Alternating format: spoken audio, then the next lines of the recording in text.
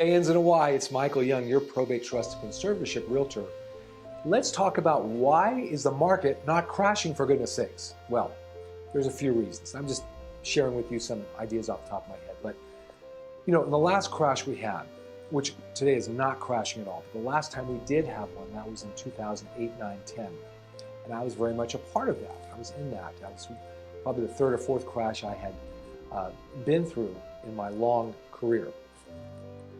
Today, people say, well, gosh, interest rates are going through the roof. There's all sorts of turmoil. That's true.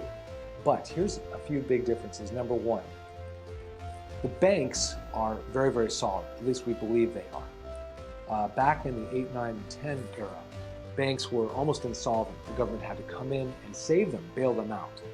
That is just the opposite now. Banks are flush with money, which is why they're not, that's why when you put your money in the bank, they're not really paying a great interest rate. They really don't want your money.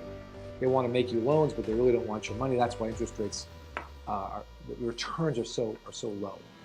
What's the other reason? Well, this is probably the biggest reason, which we've talked about. We are in a post 3% era. What does that mean? That means that if you bought a home a year ago, you were going to finance that home at 2.5% to 3% financing.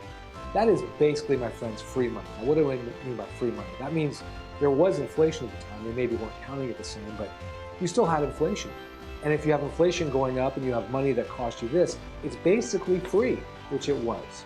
So if you locked in that rate for 10, 20, 30 years, and now you want to go sell your property, potentially, and you're looking at 6 to 7% interest rates, you're probably not going to sell unless you absolutely have to. And that's why the market is saying very somewhat tight. Now, across the country, there are parts of the country that definitely a lot looser. But in the Bay Area, we are not seeing massive inventory. A lot of homes building up in 8, 9, and 10. Every other block I would go to, every other home is for sale. We are not seeing that. We might see that, but we're not seeing it right now. And that's why the market still is fairly contained. Now, as a seller, you probably may not get the exact price you want that you thought you would get a year ago, but still a great time to sell. As a buyer, though interest rates are still 5, 6%, historically, money is still very, very cheap. So don't let that stop you from going and running out and buying a house, because again, it's a great time to buy as well. Michael Young, your realtor. Good to see you. See you real soon.